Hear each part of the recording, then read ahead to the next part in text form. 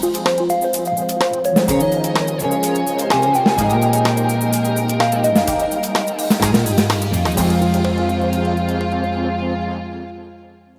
can become a powerful educational tool, but educators and families are realizing that there are dangers as well of inappropriate use, from cyberbullying to video game addiction.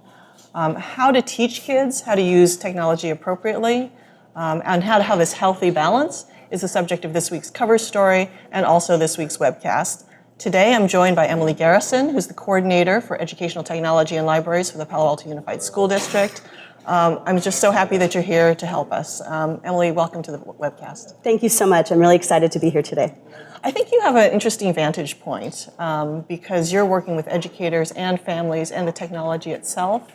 Can you just start by telling us what is the scope of your responsibility at the district? Sure, definitely. So I am technically part of the IT department. So a lot of what I do is just the basics of what are the hardware and the software that we're going to use in schools. What's the training that we need to provide to teachers and staff to be able to use that technology. So that's kind of one piece of what I do. But I'm also an educator. So I have classroom experience in both elementary and high school. So a big Spanish teacher for quite a while. I was a Spanish teacher at Palo for 10 years. Okay. So it's helped kind of translating what that looks like. So it's not just what technology we have, but then how do we use it and how do we use it in really powerful and meaningful ways in the classroom. So that's a big part of what I do. I also help with the libraries. So I coordinate all of our libraries, and we're very lucky in Palo Alto Unified to have a fully credentialed teacher librarian at all of our school sites. So that's a big part of what I do as well. Yeah, okay. I'd like to start by kind of looking at what are the schools doing with technology to educate? Like, what are the goals for having technology in the classroom? What is it enabled? Absolutely. That is a fantastic question. And what I always like to say is we are living in such an exciting time. And technology has really changed the way that teachers teach and the way that students learn in amazing and fantastic ways. And I always kind of like to talk about as well, think about this, the power that we have when you have a smartphone in your hand and you have access to all of humanity's knowledge in this little tiny computer. That's really amazing. But with that power, we also have to really think about how we leverage it in meaningful ways, because there's kind of a difference between just accessing technology and then having students use it in powerful ways to learn and to further kind of their abilities academically. Sure. And so that's a big thing that we do with teachers. And I think there's a spectrum. There are some teachers that are, a little bit nervous around technology and need some support with that. And there are other teachers that are just doing amazing, allowing kids to do digital portfolios and projects and even publishing. I mean, here in Palo Alto Unified, our journalism program is amazing. And those students are creating authentic pieces, incredible pieces that can be viewed by anyone in the world, leveraging technology to do that. So there's really a giant spectrum of what we can do, but it's outstanding, kind of the resources available to kids and the ways that we can leverage learning. So this is called blended learning now, right? Very often, yeah. Very different from what the experience I had when I was at Palo. Yes, very often. Yeah. So like in science or in English, what are some of the things that kids do with technology now that maybe were not done before or done in a different way? Sure. So I think that a big part of what we use technology for is to help curate content that then allows students to access it at any time or place. So we have a learning management system, which is kind of what I like to say the digital extension of our classroom. And so teachers can really fill that location, it's like a website, with things that they'd like students to read or interact with or maybe produce or submit digitally. The ability to use, for example, the Google Suite for Education that allows students to collaborate in real time with their peers or with their teachers. It's just a very, very different experience from the way that we grew up in school. Okay. It sounds like it's partly a library because you have the resources, and then it's partly a collaboration space. Absolutely, absolutely. Okay. And I think a big movement also is how do we, now that we have technology and we can leverage it in these ways, students should be at the center of the production and the learning. And so it's really a shift from that teacher-centered model that we had, where the teacher was the person who had all the information and was kind of giving it to us, and then we would repeat it. Now it's the teachers curating the information, providing structured experiences for students to interact with these things, and then the students are producing something to show that learning. And again, digital tools play a part in that entire process. That seems like a really important shift. Yes. Yeah. Yeah. Now, technology for some of us is just ubiquitous, but I know there's also an equity issue in trying to provide the technology. Can you talk a little bit about that, how you want to ensure that every student has access? Absolutely. So there's a number of things that we do to help support that. And primarily we do have, if you count the number of devices we have in the district, we have about one device for every student. Oh. And that works its way out in different ways at different sites and different levels. For many of our schools, we have what we call a cart-based system. So we'll have a cart of Chromebooks or computers that can be pushed into the classroom and used by the teacher at any time. At both of our high schools, we have a one-to-one program that allows students to either bring a device from home if they choose, or they can borrow a Chromebook from the school district for the entire time that they're in high school. So that device goes home with them, they can use it wherever and whenever they need to. So we're really trying to make sure that we have the ability to give students access to technology when they're at school. Yeah, that sounds great. So everyone's participating equally. Absolutely. It's not about what you have. Absolutely. Okay. Yeah. Now, I know that part of your job involves parents and parent education. Can you talk about what you've done in 2 years so far Sure. that you've been in the position to educate parents on how to handle technology with their kids? Absolutely, yeah. So I actually kind of started on this path because of our one-to-one initiatives at both of our high schools. So 2 years ago, I did a couple of parent events to just explain our program. What is it going to look like? Kind of the nuts and bolts of how the kids will get their Chromebooks, what happens if the screen cracks, all of those kinds of things. Yeah, very practical. Yeah, very, just kind of informational sessions. Yeah. And at those sessions, what ended up happening is that the parents really started asking some incredibly deep questions about other topics that were not kind of about the nuts and bolts of getting the Chromebook, right? They were talking about what does this look like, for use in my home? How do I help manage this device? How can I help set some limits on my child for the way that they're using that device? And we don't want students using their devices at 3 o'clock in the morning when they should be sleeping, right? Sure. Yeah. So I realized that we really needed to kind of take a step back and have a larger conversation about this within our community. And luckily, there are a number of resources, and kind of this topic of parenting in the digital age is really, really big right now, and I see it happening in communities across the country. And it's, in that way, I think we're very lucky to be able to leverage kind of what's out there. And so what I've really tried to do is, again, kind of curate content that hopefully will help parents have access to some information, and also to provide parents with an opportunity to have some conversations amongst themselves. It's interesting that the technology push, we think of it as educating the child, but we're also educating the parent, and maybe that's even more important. Absolutely. Well, I would always hope as an educator that we're talking about education in our whole community, right? That we never stop learning, and so it is a partnership. When we're supporting students in public education, K-12, it's a student and the school district and the parent that form that powerful triangle that we need to have in place to maximize student learning. Yeah. So absolutely, involving parents in this conversation is essential. Yeah. Anyone who has children or nieces or nephews knows that there are a bunch of different concerns that can come up from just the attraction of the device and the apps and the videos, teaching that self-discipline and making sure that they're not vulnerable to being bullied or something like that. How do you communicate that either to parents or to the children themselves through a curriculum? That is a fantastic question. So all of these issues that you're talking about is what we kind of call digital citizenship. So that's everything from who am I online, how am I portrayed, how do I interact online, to things like cyberbullying and information literacy. So how do I understand that the information I'm reading is a valid source of information? So all of that is kind of digital citizenship. And luckily, again, in our district, we have teacher librarians at every single one of our school sites, and they really are experts in a lot of this content. Additionally, they have been very helpful in kind of leveraging a time and a space for us to have some more specific instruction around this. So for our elementary teacher librarians, they've been teaching digital citizenship lessons for many years now. And what we are doing this year is a new pilot to use the entire curriculum from Common Sense Media, which is a fantastic organization. And they produce things for teachers and parents. And one of the amazing things that they've done is actually produced a full K-12 digital citizenship curriculum that's broken down into a lot of those specific areas. So for our elementary teacher librarians, they are going to pilot the entire K-5 curriculum for this school year.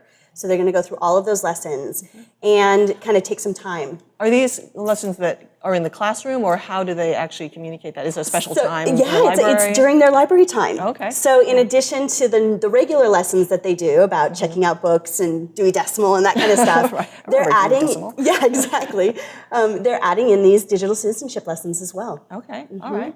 So you've been working on this curriculum for a couple years now, and now you're doing the shift. What are some of the lessons that the librarians have learned in doing the educating? Sure. I think it's very similar to what I've learned as well through this journey, that there's just so much out there and there's so many resources that we can pull from now. Okay. So I brought a couple of things to share. And some of the teacher librarians have found different books. So this is one that I really like. This is called Nerdy Birdie Tweets that actually the Duveneck librarian told me about. And it's a fantastic children's book about basically consent and making sure that you ask and give consent before you take photographs of other people and post them on social media. So again, this is a really great lesson that the librarians can use as an intro to their lesson. Okay. I brought a couple other just for fun. There's, again, so much out there. This is another favorite of mine, the Fabulous Friend Machine, that talks about kind of the dangers of the people that we can meet online that we don't know who they are. Or they could be hiding behind a fake identity. So I won't give too much away, but I will tell you there's a chicken and there might be some wolves that show up. So that's a very fun book.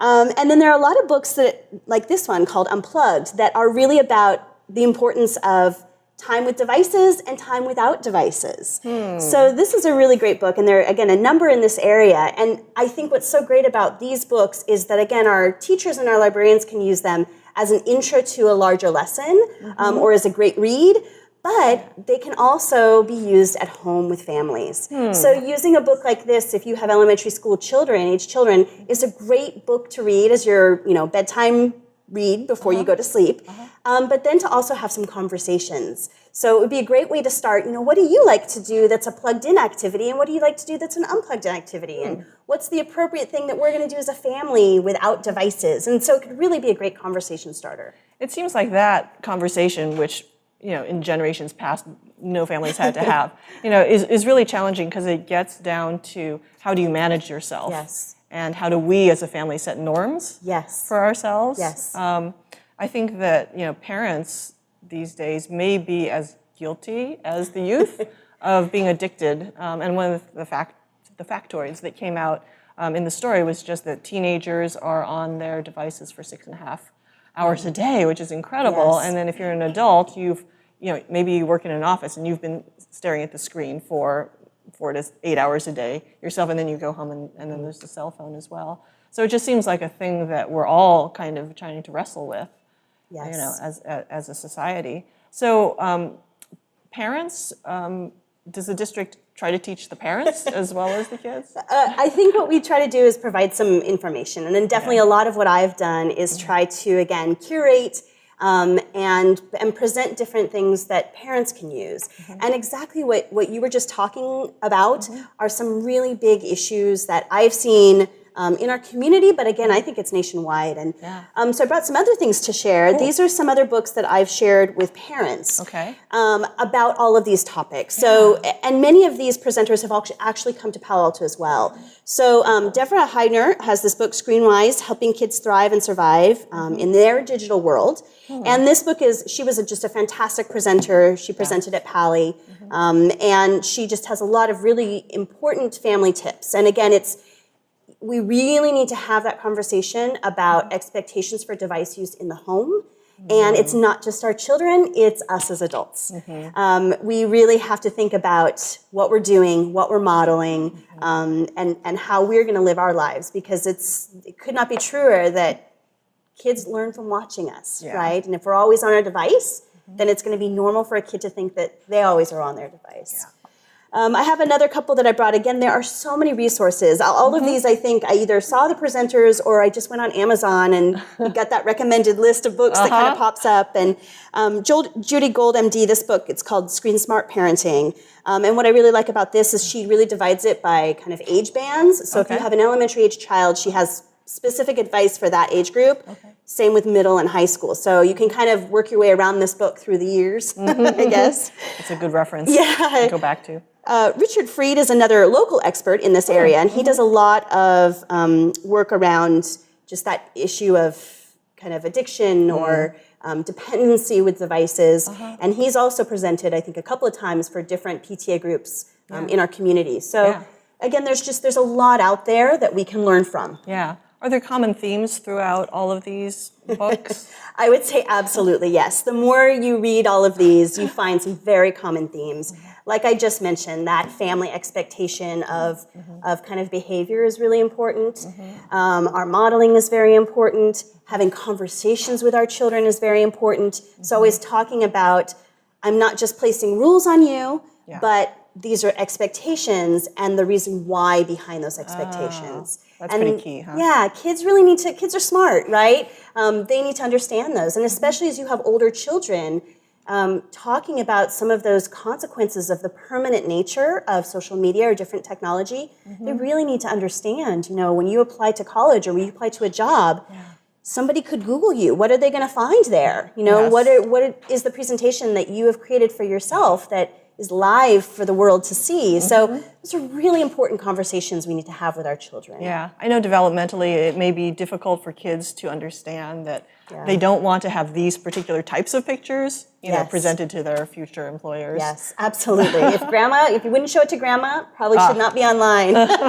That's good. Yeah. Now, the reporter who did our cover story, she spoke with a parent at El Carmelo Elementary School who's really trying to get a group of parents together to do activities completely away from devices. She calls it Palo Alto Parents Unplugged. I'm curious if the district has any relationship with parents who are trying to do this kind of activity. Do you support them? Or I know it's not directly your charter, but how do you relate to parents who are trying to get this kind of activity started? Absolutely. So reading the article was the first time I heard about this group. So I was really excited when I saw that. I think that's fantastic. Again, talk about some of these parenting things that we need to think about.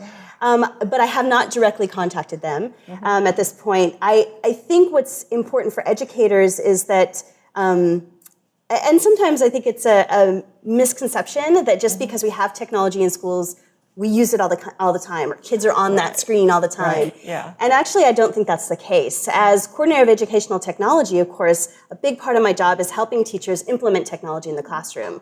And a big piece of that is deciding what are the things that we use technology for and what are the things that we do not use technology for. And that's a really key distinction. And I would say most of the time, actually, in our classrooms, if you were to kind of gauge the time, kids are probably unplugged more than they're plugged into devices during the school day. And that's just, again, based on pedagogy and things like developmental appropriateness. And I help teachers with kind of language around that device. So if it's an activity that you're using technology, have that Chromebook lit up, be working on that. And when that activity is over, that lid goes down and that device goes away, right? We want to remove that distraction and really focus and engage the kids in a different non-tech activity. So it's kind of a part of what we do. Well, there's some relief that I feel over knowing that there's unplugged activities that are the greater part of the day. Absolutely. Absolutely. Are kids actually allowed to have their cell phones in class? Each school has kind of their own specific policy, and that just depends on what's going on. And on top of that, on top of the school policy, individual teachers will kind of have their own thing as well. When I was in the classroom, I would always ask my students to put their cell phones away. I'd always say, right now, this is Spanish time, we're going to do lots of fun things with that, and you don't need your device. However, sometimes I would say, hey, I don't know how to say that word. Can somebody look that up really quick? And that's a great use of technology, right? Take that out, look for that translation. Oh, that's how you say, I don't know. That's a teaching moment right there. Yeah, exactly. And it's a great way to, again, show kids how to use technology in great ways, but then put it back away, and then we're going to move on with something else. So, it's definitely a balance. Okay. I would be remiss in not bringing up the issue of cyberbullying. My kind of general impression is that in the days when social media was new, there was a lot of cyberbullying going on, maybe because, anything goes there. And now because of digital citizenship curriculum and just a culture that maybe kids are being taught a little bit more in advance on how to not engage in it or not be victims of it. But I want to get your thoughts and your observations because you're right in the midst of the whole culture. Yes, that is an incredibly important topic. And I think the first thing that we always have to think about is that we have very specific board policy in our school district about bullying and cyberbullying. And we absolutely, as an educational institution, are very clear about the fact that that does not have a place in our environment, that we are an inclusive environment of all students and learners. And we want to foster a healthy and safe environment, again, for all of our learners. However, saying that, I think that cyberbullying is one of those topics that we need to return to frequently and discuss frequently. Unfortunately, kind of in our society that we're in, when you can be anonymous online, when people are mean to each other frequently online, those things are out and around, right? And it really is kind of a part of our culture. And so that makes it even more important that we're engaging in frequent conversations, that we're continually returning to the topic of cyberbullying or bullying in general with our students and making it very clear that that really is not acceptable behavior. Yeah. Is this a lesson, like a segment of the curriculum in high school then? Or? It is, absolutely. So the Common Sense Media curriculum has a specific topic on cyberbullying, so lessons specifically on that. Additionally, you're absolutely right. At our high schools, we cover that as a specific topic with our high schoolers as well. Okay. Are there any other things that, I'm sure there's like a ton of things that you're doing, but are there any other elements of what your activities are that you want to bring out? Maybe, in fact, I was going to ask you this, what's coming up for this school year? Yeah, that's a great question. So I'm right now kind of in the midst of figuring out exactly what's going on, what we're going to do this year. I'm working very close with some members, different PTA members and different PTA council members to try to figure out what are some of the needs and how can we support that. But I think the most important thing is I'm just really happy that we're having these spaces to talk about these issues. And I think that a couple years ago when tech was really new, perhaps we didn't really think about the fact that we needed to be explicit about talking about tech and our uses of tech.